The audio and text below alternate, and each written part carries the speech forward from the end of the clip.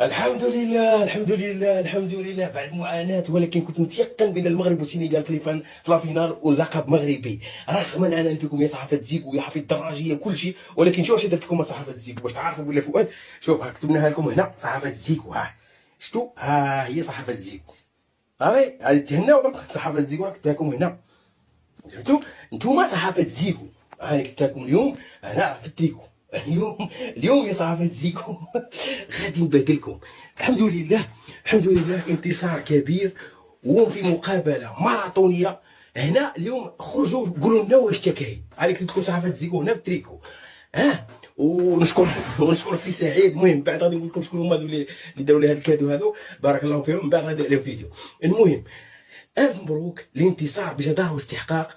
وكنت قلت والحمد لله، كنت قلت المغرب والسينغال في النهائي، والحمد لله. برافو بونو، برافو، الف مبروك للشعب المغربي، الف مليار مبروك.